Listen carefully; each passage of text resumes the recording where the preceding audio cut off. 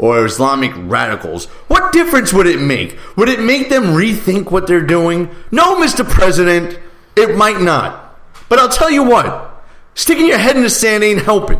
All right? If during World War II, Franklin Roosevelt refused to acknowledge the existence of Nazis, called them Central Europeans, and refused to acknowledge that maybe not all Germans were Nazis, but all Nazis were German at the time, where would we be, Mr. President?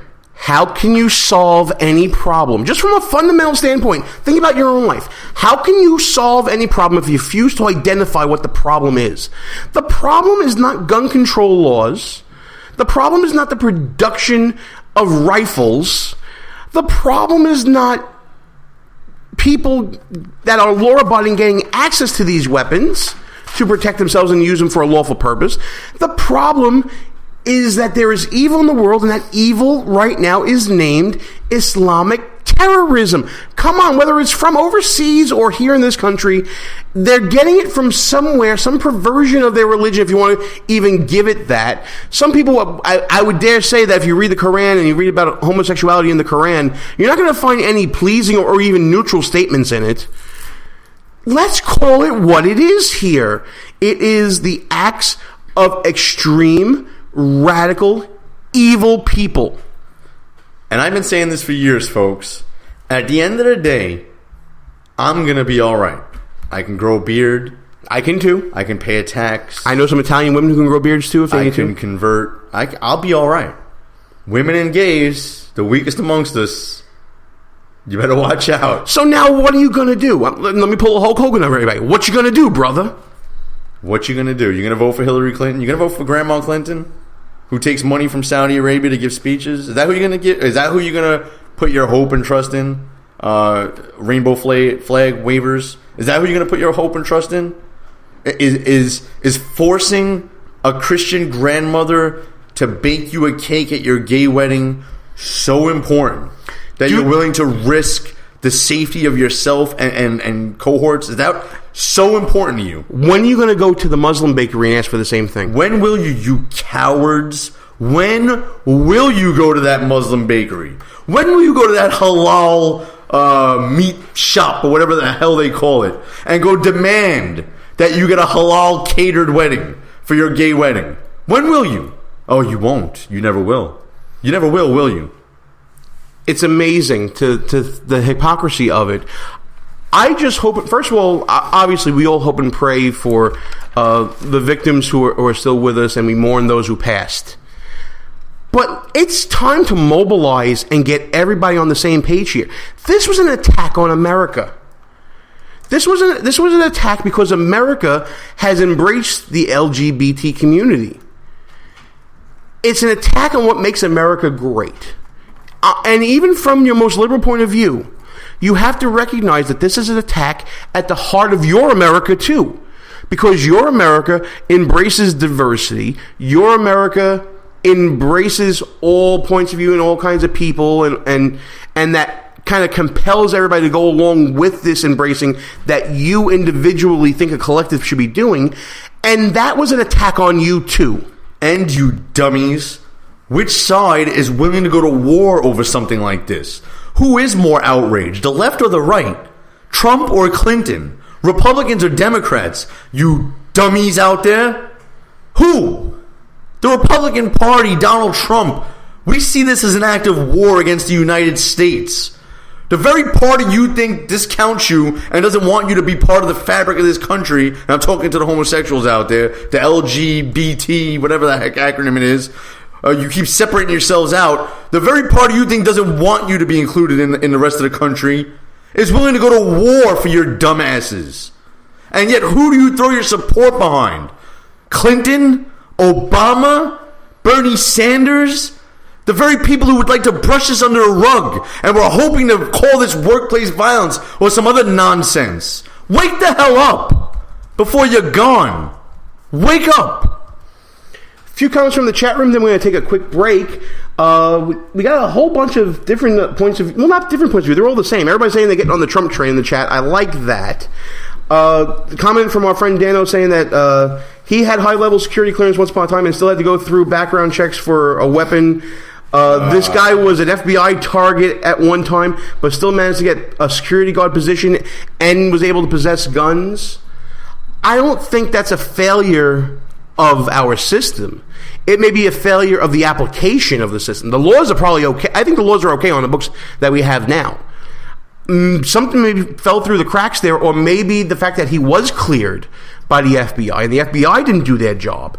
That's something to discuss maybe later on in the second segment when we go through this stuff. Russ, go ahead. Yeah, just real briefly, though, if I fill out an application for security clearance with the United States government, and I put on that I'm a member of, I don't know, the KKK, I'm going to have an issue getting my security clearance, right? It's a free country. You could be a part of whatever organization you want to be. We're almost to that point, and this is where Donald Trump was starting to go during the primaries, where being a Muslim, until we figure out what the hell is going on with this religion, quote unquote, we may need to slow things down a bit. I agree with that, and let's recognize that the process for getting a license to be a security guard in a state is a lot different than getting security clearance with the federal government. Probably a lot less scrutiny for a security job. However, he was a security guard at municipalities, at municipal buildings. Still less scrutiny than the federal government. Absolutely less scrutiny. But we talk about governments vetting. Local governments, state governments were vetting this guy. He was on the no-fly list, so he was on the federal government's radar as well. And yet he passed background checks to get guns. We rely on the government to protect us and come when, in our hour of need. We rely on government to be reliable with their background checks. So who were the only people that night that did not have guns? And what's the organization that didn't do their job at multiple levels? The government. Listen, as long as they had their strawberry daiquiris and they were dancing. I like a strawberry daiquiri every now and then, Russ Gallo. I don't like what you're saying right there. Listen, we're just about at halftime here, folks, on Behind Enemy Lines. Thanks for listening to the show. I'm Gene, he's Russ. And while I got you listening here, please join us at www.BehindEnemyLinesRadio.us. Check us out on the Facebooks and the Twitters at BEL_radio. And if you miss any part of the show when we broadcast live Tuesday nights at 10 p.m. Eastern Time on Spreaker, you can check us out at any one of our rebroadcast outlets, including WJHC 107.5 FM on the Florida-Georgia line, K98 Talk, High Plains Talk Radio, and Sackheads Media, and the Internet's Conservative Radio Network. And if you miss us on any one of those rebroadcasts, you can download us on demand or listen at any time at iTunes, iHeartRadio, Stitcher, Podbay, Player FM, Spreaker, TuneIn, and discover us on Google Play Music. That's it for the plugs right now, but we got to take a quick break here. When we come back, we'll have my interview with Adam and Andrew Marr from the Warrior Angels Foundation, talking about an inspiring story, trying to balance things out here, folks, going from the anger of this attack on America to some uplifting story, and then we'll come right back in at the end for more about this Orlando shooting. But until then, Gene and Russ Behind Enemy Lines. We'll be back right after these brief words. If you're a long-time listener of the show, or maybe this is your first time listening, you can probably tell that me and the gang here, we like to have our share of fun, whether it's on or off the air. We talk about 2-drink minimum radio and no medication Wednesdays or whatever day it may be. That's why when we found the people at Less Government, More Fun, we knew it was a match made in heaven with this show. Folks, we live in a time where government is out of hand.